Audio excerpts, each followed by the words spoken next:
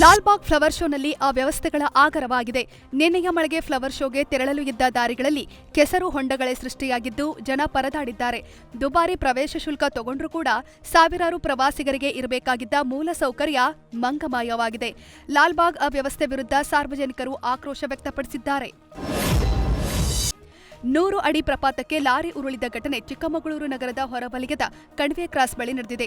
ಚಿಕ್ಕಮಗಳೂರಿನಿಂದ ಕಡೂರು ಕಡೆಗೆ ಹೋಗ್ತಾ ಇದ್ದ ವೇಳೆ ಚಾಲಕನ ನಿಯಂತ್ರಣ ತಪ್ಪಿ ರಸ್ತೆ ಪಕ್ಕದ ತಡೆಬೇಲಿ ಮುರಿದು ಮರಕ್ಕೆ ಡಿಕ್ಕಿ ಹೊಡೆದ ಪರಿಣಾಮ ಲೋಡ್ ಸಮೇತ ಲಾರಿ ಪ್ರಪಾತಕ್ಕೆ ಬಿದ್ದಿದೆ. ಘಟನೆಯಲ್ಲಿ ಅದೃಷ್ಟವಶಾತ್ ಚಾಲಕ ಹಾಗೂ ನಿರ್ವಾಹಕ ಪ್ರಾಣಾಪಾಯದಿಂದ ಪಾರಾಗಿದ್ದಾರೆ. ಲಾರಿ ಪ್ರಪಾತಕ್ಕೆ ಬಿದ್ದ ತೀವ್ರತೆಗೆ ಲಾರಿ ಸಂಪೂರ್ಣವಾಗಿ ಜಖಂಗೊಂಡಿದೆ. ಜೆಡಿಎಸ್ನಿಂದ ಆಯೋಜಿಸಿದ ಬಿಡದಿ ಟೌನ್ಶಿಪ್ ಪಾದಯಾತ್ರೆ ಇಂದು 2ನೇ ದಿನಕ್ಕೆ ಕಾಲಿಟ್ಟಿದೆ.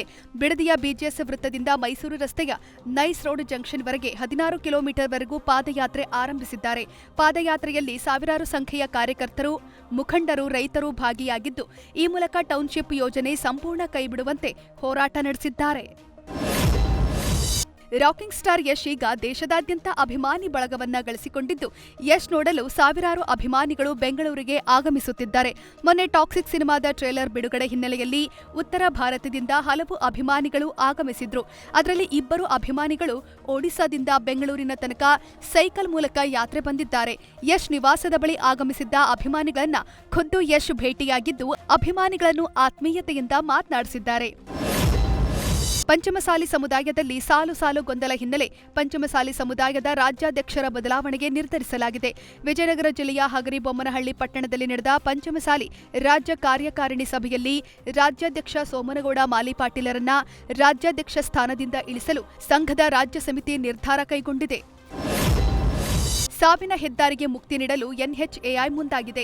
ಬೆಳಗಾವಿಯ ರಾಷ್ಟ್ರೀಯ ಹೆದ್ದಾರಿ ರಸ್ತೆ ವಿನ್ಯಾಸದ ದೋಷದಿಂದ ಕಳೆದ 10 ವರ್ಷಗಳಲ್ಲಿ 100 ಅಪಘಾತ ಸಂಭವಿಸಿ 16 ಜನ ಸಾವನ್ನಪ್ಪಿದ್ದಾರೆ. ಬಡೆಕೋಳ ಮಠದ ಬಳಿ ಇರೋ ರಾಷ್ಟ್ರೀಯ ಹೆದ್ದಾರಿಯಲ್ಲಿ ಮಳೆಗಾಲ ಸಂದರ್ಭದಲ್ಲಿ ಸಾಲು ರಸ್ತೆ ಅಪಘಾತಗಳು ಸಂಭವಿಸುತ್ತಿದೆ. ಅಪಘಾತದ ಬಗ್ಗೆ ವರದಿ ಪಡೆದ ನಗರ ಪೊಲೀಸ್ ಆಯುಕ್ತ ಭೂಷಣ ಬೋರಸೆ ಎನ್ಎಚ್ಎಐಗೆ ರಸ್ತೆ ದುರಸ್ತಿಗೆ ಪತ್ರ ಬರೆದಿದ್ದು, ರಸ್ತೆ ದುರಸ್ತಿಗೆ ಎನ್ಎಚ್ಎಐ ಮುಂದಾಗಿದೆ. ಬಳ್ಳಾರಿಯಲ್ಲಿ ಮಳೆ ಕೈಕೊಟ್ಟಿದ್ದು ಹೊಲದಲ್ಲಿಯೇ ಹತ್ತಿ ಬೆಳೆ ಸೊರಗಿದೆ. ಸಂಡೂರು ತಾಲೂಕಿನ ವಿಠಲಾಪುರ ಗ್ರಾಮದ ರೈತರೊಬ್ಬರು ಎಕರೆಗೆ 55,000 ರೂಪಾಯಿ ಖರ್ಚು ಮಾಡಿ ಹತ್ತಿ ಬೆಳೆದಿದ್ರು.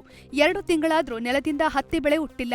ಮಳೆ ಬಾರದೆ ರೈತ ಸಂಕಷ್ಟಕ್ಕೆ ಸಿಲುಕಿದ್ದು ಪರಿಹಾರಕ್ಕಾಗಿ ಸರ್ಕಾರಕ್ಕೆ ಮನವಿ ಮಾಡಿದ್ದಾರೆ. ನವೆಂಬರ್ 8ರಂದು ದೀಪಾವಳಿ ಹಬ್ಬದ ಸಂಭ್ರಮದಲ್ಲಿ ರಾಮಾಯಣ ಸಿನಿಮಾ ರಿಲೀಸ್ ಆಗಲಿದೆ ಅನ್ನೋದನ್ನ ಚಿತ್ರತಂಡ ಈಗಾಗಲೇ ಅಧಿಕೃತವಾಗಿ ತಿಳಿಸಿದೆ. ಇದೀಗ ನಿರ್ಮಾಪಕ ವಿದೇಶಗಳಲ್ಲಿ 2 ದಿನ ಮುಂಚಿತವಾಗಿಯೇ ಸಿನಿಮಾ ಬಿಡುಗಡೆಗೆ ಮುಂದಾಗಿದ್ದಾರೆ. ನವೆಂಬರ್ 6ರಂದು ವಿದೇಶಗಳಲ್ಲಿ ರಾಮಾಯಣ ರಿಲೀಸ್ ಆಗಲಿದ್ದು, ದೀಪಾವಳಿಯ ಸಂಭ್ರಮದಂದು ಭಾರತದಲ್ಲಿ ಸಿನಿಮಾ ಬಿಡುಗಡೆ ಮಾಡಲು ಚಿತ್ರತಂಡ ನಿರ್ಧರಿಸಿದೆ. ಶಿವಣ್ಣ ನಟನೆಯ ಬಹುನಿರೀಕ್ಷಿತ ಬೇಲ್ ಸಿನಿಮಾದ ಪೋಸ್ಟ್ ಪ್ರೊಡಕ್ಷನ್ ಕೆಲಸಗಳು ಭರದಿಂದ ಸಾಗಿದ್ದು ಡಬ್ಬಿಂಗ್ ಕಂಪ್ಲೀಟ್ ಆಗಿದೆ. ಶಿವಣ್ಣ ತಮ್ಮ ಪಾತ್ರದ ಡಬ್ಬಿಂಗ್ ಅನ್ನ ಮುಗಿಸಿಕೊಟ್ಟಿದ್ದಾರೆ. ಬೇಲ್ ಸಿನಿಮಾವನ್ನ ಗೂಗ್ಲಿ ಖ್ಯಾತಿಯ ಪವನ್ ಒಡೆಯರ್ ನಿರ್ದೇಶಿಸಿದ್ದು, ನಿವೃತ್ತ ಪೊಲೀಸ್ ಅಧಿಕಾರಿಯಾಗಿ ಶಿವಣ್ಣ ಕಾಣಿಸಿಕೊಂಡಿದ್ದಾರೆ. ಈಗಾಗಲೇ ಶಿವಣ್ಣನ ಲುಕ್ ಮತ್ತು ಕಂಟೆಂಟ್ ಅಭಿಮಾನಿಗಳಲ್ಲಿ ಕುತೂಹಲ ಕೆರಳಿಸಿದೆ. ಕೆವಿಎನ್ ಪ್ರೊಡಕ್ಷನ್ ಬೇಲ್ ಸಿನಿಮಾವನ್ನ ನಿರ್ಮಾಣ ಮಾಡ್ತಿದೆ.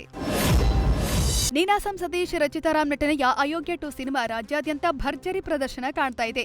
ಬಹುತೇಕ ಎಲ್ಲಾ ಸೆಂಟರ್ಗಳಲ್ಲೂ ನಿರೀಕ್ಷೆಗೂ ಮೀರಿದ ರಿಪೋರ್ಟ್ ಕೇಳಿ ಬರ್ತಿದೆ. ಹೀಗಾಗಿ ಚಿತ್ರತಂಡ ವಿಜಯ ಯಾತ್ರೆ ಆರಂಭಿಸಿದ್ದು, ಮಂಡ್ಯದಿಂದ ಈ ಯಾತ್ರೆ ಆರಂಭವಾಗಿದೆ. ಮಂಡ್ಯದ ಮಹಾವೀರ ಥಿಯೇಟರ್ಗೆ ಚಿತ್ರತಂಡ ಭೇಟಿ ಕೊಟ್ಟಿದ್ದು, ಅಭಿಮಾನಿಗಳ ಜೊತೆ ಸಿನಿಮಾ ವೀಕ್ಷಿಸಿ ಸಂಭ್ರಮಿಸಿದ್ದಾರೆ.